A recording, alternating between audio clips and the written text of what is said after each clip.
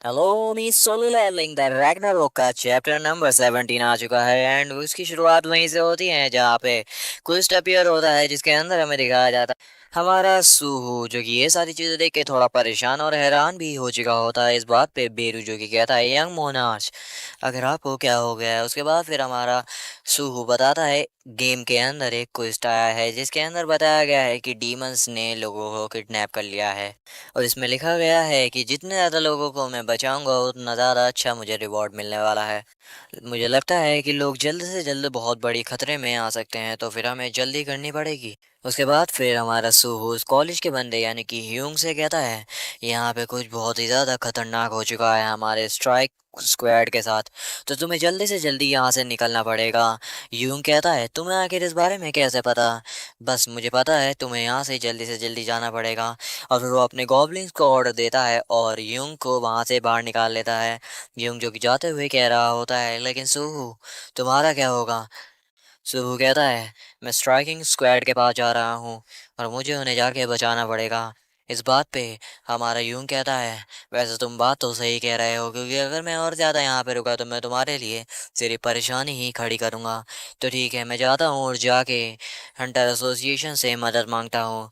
सूहू कहता है तुम्हारा बहुत बहुत शुक्रिया एंड उसके बाद फिर वो चला जाता है। एंड तभी सूहो जो कि ग्रे को बाहर निकाल लेता है एंड अपनी वही पुरानी वाली बैड एस ट्रांसफॉर्मेशन कर लेता है एंड कंबाइन हो जाता है एंड उसके साथ अपने गॉन्गलेट को भी पहन लेता है जो कि डीमन हंटर के होते हैं एंड वहाँ से जल्दी जल्दी बहुत ही ज़्यादा खतरनाक स्पीड से निकल जाता है क्योंकि ऑफ कोर्स हमारे सूहो की जो पावर थी बहुत ही खतरनाक तरीके से बढ़ चुकी थी। एंड हमें दिखाया जाता है वही रास्ता जहाँ से उस छोटे से डीमन ने बाकी सारे लोगों को हंट करके लेके गया होता है। एंड हमें दिखाया जाता है वो सी रैंक हंटर को और बाकी सारे 6 के 6 हंटर को लेकर आ चुका होता है और कहता है हमने फ्यूल को सिक्योर कर लिया है। बाकी के दो डीमन कहते हैं जैसा कि हमने सोचा था, सबसे छोटा बंदा सबसे ज़्यादा फास्ट है। हमसे क्या ही एक्सपेक्टेशन कर सकते थे हम? तुम इतनी जल्दी फ्यूल को सिक्योर करके लिया है। वहीं तीसरा डीमन कहता है जल्दी यहाँ का डंजन गेट ओपन हो जाएगा और यहाँ से बाकी डीमन आना शुरू हो सकते हैं। वो छोटा वाला डीमन कहता है उसके बाद तो हम और जल्दी जीत के करीब आ जाएंगे। दूसरा डीमन कहता है हाँ तुमने बिल्कुल सही कहा, इसीलिए तो विक्ट्री के तौर पर हमें ज़्यादा से ज़्यादा फ्यूल तैयार करना चाहिए। उसके बाद फिर छोटा वाला डीमन जो कि बंदों को लेकर आ चुका होता है और कहता है ये कितना ज़्यादा अनफेयर है। वहाँ उसका दूसरा डीमन कहता है अगर यहाँ पे हम देखें तो फिर हमें बहुत ही ज़्यादा रिलीफ मिल चुकी है क्योंकि हमने सारा फ्यूल सिक्योर कर लिया है। और जितने लोग अभी हमारे पास है उस हिसाब से तो हम बड़े ही आराम से बिना किसी दिक्कत के कम टाइम के अंदर अपना सारा का सारा फ्यूल सिक्योर कर ही लेंगे। उसके बाद फिर एक डीमन जो कि बताता है कि आखिर ये स्टार पाउडर क्या है। स्टार पाउडर एक ऐसी चीज़ है जो कि डीमंस का सीक्रेट है। ये है द मेड ब्लड पॉइजन से बना हुआ एक स्टिमुलेंट जो कि किसी भी लेने वाले को उसके अंदर मेड ब्लड पॉइजन को डाल देता है एंड उससे सामने वाले की जो ताकत है वो बहुत ही ज़्यादा बढ़ जाती है, लेकिन इसके एक्सचेंज में उसकी लाइफ कम हो जाती है। लेकिन अगर मैं सोचने पर हूँ कि हमें इस पॉइज़न का साइड इफ़ेक्ट का तौर भी मिल जाएगा तो ये कितनी ज़्यादा अच्छी बात है कि हम उन सारे मिस्ट बर्न की फ्लेम का यूज़ करके इस स्टोन को उस फ्लेम में डाल सकते हैं एंड इससे इसका वो साइड इफ़ेक्ट भी ख़त्म हो जाएगा। एक्चुअली ये सारे डीमंस बात कर रहे होते हैं कि किस तरीके से वो बिना लाइफ स्पैम को कम किए इस स्टोन का यूज़ कर सकते हैं। उसके बाद फिर वो बंदा बताता है कि किस तरीके से उसको इस टेक्निक के बारे में पता लगा। वो बताता है कि मैं तो बहुत ज़्यादा शुक्रगुजार हूँ कि आखिर किस तरीके से उन सारे एपो स्टाइल ने हमें इसके बारे में बता दिया कि हम कैसे फायर पाउडर का प्रोडक्शन कर सकते हैं वो भी बिना साइड इफ़ेक्ट्स के। एक्चुअली ये जो बंदा है वो बात कर रहा होता है उन्हीं लोगों का जिनको ब्रो की कंट्रोल करवा रहा था, आई मीन जिसके ज़रिए ब्रो की कंट्रोल हो रहा था एंड उसी की वजह से ब्रो की इतने ज़्यादा बुरे काम कर रहा था लेकिन एंड में उसे रेगरेट होने लगा था। वो सारे बीस्ट जिनकी सोच बहुत ज़्यादा बेकार हो चुकी है एंड उनकी लाइफ फॉर्म्स भी कम हैं, उन लोगों के लिए जो कि बहुत ही ज़्यादा कमज़ोर है, ये सारे के सारे है पोस्टाइल। इन्होंने इस वर्ल्ड के अंदर उनके लिए एक ऐसी चीज़ लेकर आए हैं जो कि उनके लिए बहुत बड़ी अपॉर्चुनिटी लाए हैं। उन सारे पोस्टाइल की वजह से हम जैसे लो रैंक डीमंस भी अब इस अपॉर्चुनिटी को ले सकते हैं और आगे जाके ताकतवर बन सकते हैं। दूसरा डीमन कहता है, हाँ मैं भी तुम्हारी बात से बिल्कुल सहमत हूँ। एंड तभी एक डीमन को एक प्रेजेंस सेंस होती है और वो कोई और प्रेजेंस नहीं बल्कि हमारे सुहो की प्रेजेंस होती। एक डीमन कहता है, मुझे एक प्रेजेंस अभी सेंस हुई है। दूसरा डीमन कहता है, क्या यहाँ पे सच में कोई और हंटर भी बचा हुआ है? दूसरा डीमन कहता है, ये बिल्कुल ही इम्पॉसिबल है। अगर यहाँ पे कोई दूसरा डीमन आए तो फिर ये बहुत ही ज़्यादा मुश्किल होने वाला है, क्योंकि मैंने तो सबको मार दिया था और बाकी हंटर्स भी यहीं पर हैं। एंड तभी हमारा सुहो जो कि गेट को तोड़ते हुए बहुत ही खतरनाक अंदाज में वहाँ पे आके खड़ा हो जाता है। वहाँ का जो सबसे छोटा डीमन होता है वो उस गेट को बीच में से काटते हुए सुहो की तरफ बढ़ता है। सुहो जो कि यहाँ पर आ चुका होता है और कहता है, अच्छा तो ये यहाँ पर है। एंड तभी वो डीमन जो कि तुरंत आके उस पर हमला करने वाला होता है। सुहो जो कि सारी चीज़ें ऑब्जर्व कर रहा होता है कि यहाँ पे सच में डीमंस थे और पीछे की तरफ वो सारे के सारे मिस्ट बर्न का यूज़ करके उसके अंदर से फ्लेम्स निकाल रहे होते हैं। सूहो जो कि इस वक्त में सोच रहा होता है कि आखिर ये क्या कर रहे हैं मिस्ट बर्न को जला के, क्या ये किसी तरीके का रिचुअल है या फिर कुछ और। सूहो जो कि इस वक्त में सोच रहा होता है कि शुक्र है कि बाकी सारे लोग जिन्हें मुझे बचाना है वो अभी सेफ हैं। एंड तभी उसकी गर्दन पे एक छुरी आके लगती है एंड वो उसकी गर्दन को लगभग काट ही देती है। लेकिन उसी वक्त में हमारा सूहो जो कि अपनी तेज़ रफ्तार का यूज़ करते हुए पीछे हट जाता है। एंड तभी वो उस डीमन के पंच मारते हुए कहता है, पीछे मैंने कुछ हंटर्स को मरा हुआ देखा था, क्या वो सब तुमने किया है? एंड तभी वो बहुत खतरनाक हमला उस छोटे डीमन पे मार देता है। एंड पीछे जो दो डीमंस होते हैं वो कहते हैं, उसने सबसे छोटे वाले का हमला डॉच ही नहीं करा बल्कि उस पे बहुत ही खतरनाक हमला भी लैंड किया है। यहाँ तक कि जब वो अपनी अवेकनिंग स्टेट में था।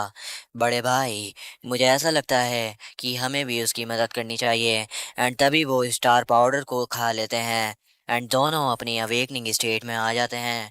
एंड इस मूवमेंट पर सूहू जो कि उस यंगेस्ट वाले से लड़ रहा होता है और वो दोनों बंदे पीछे से आते हैं और कहते हैं, छोटे पीछे हो जा। एंड तभी वो जो सबसे बड़ा डीमन होता है एंड दूसरा वाला डीम हमारे सूहू पे अटैक कर देते हैं।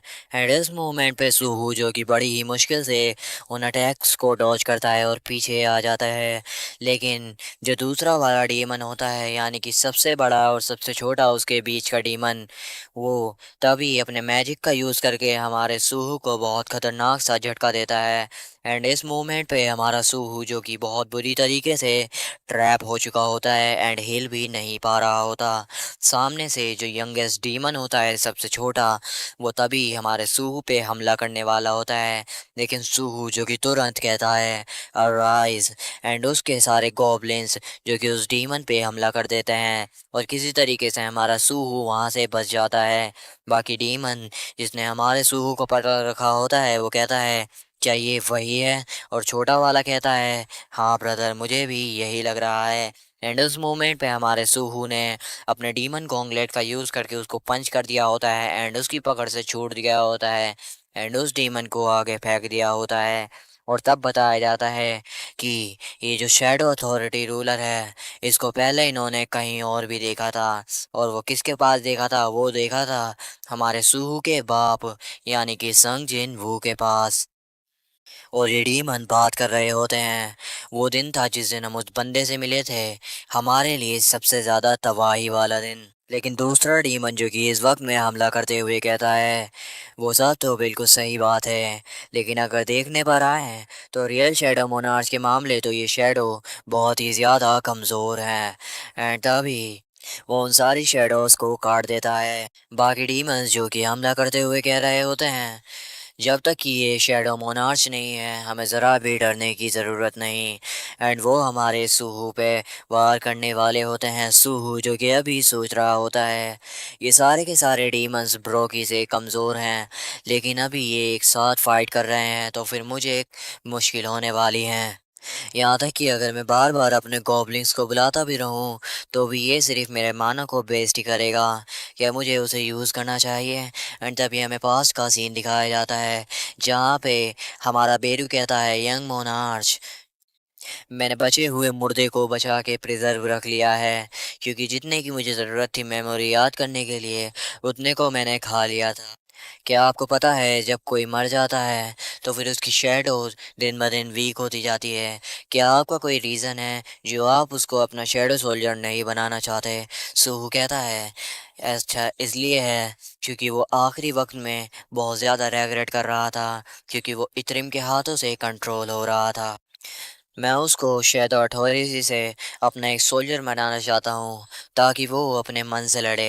एंड जाहिर सी बात है ये सब कुछ मैं करूँगा ग्रे की मदद से। क्यों ग्रे, क्या तुम इससे हैप्पी हो? एंड ग्रे जो कि इस वक्त में मेरे ख्याल से एग्री वाला फेस बना रहा होता है, हाँ भाई मैं हैप्पी हूँ।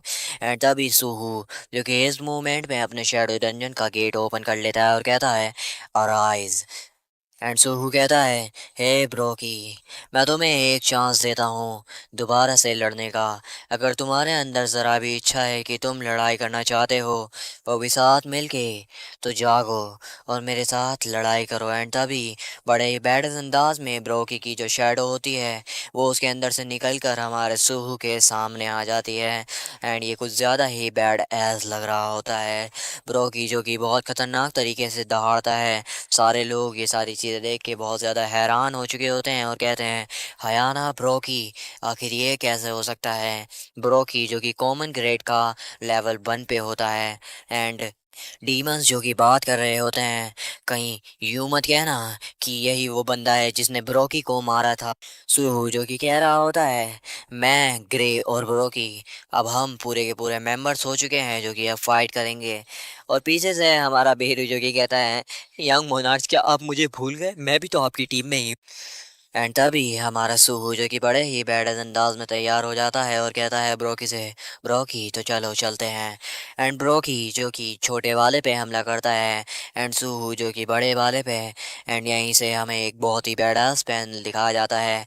एंड हमें ये भी दिखाया जाता है कि पता नहीं ये क्या था, ये शैडो डंजन था या फिर कोई और डंजन जिसके अंदर से ओपन हो जाता है एंड उसमें से कोई निकल के आता है। और ये कोई मेरे ख्याल से एल्फ होती है जो कि अब आ चुकी होती है और कहती है अच्छा तो वो ये है। एंड यहीं से हमारा चैप्टर का एंड हो जाता है। मेरे चैनल को सब्सक्राइब, वीडियो को लाइक करना बिल्कुल मत भूलना, बिल्कुल टाइम पे चैप्टर लाता रहता हूँ सबसे पहले, तो मेक श्योर करना मेरी वीडियो को लाइक एंड चैनल को सब्सक्राइब कर दो ना। Bye bye.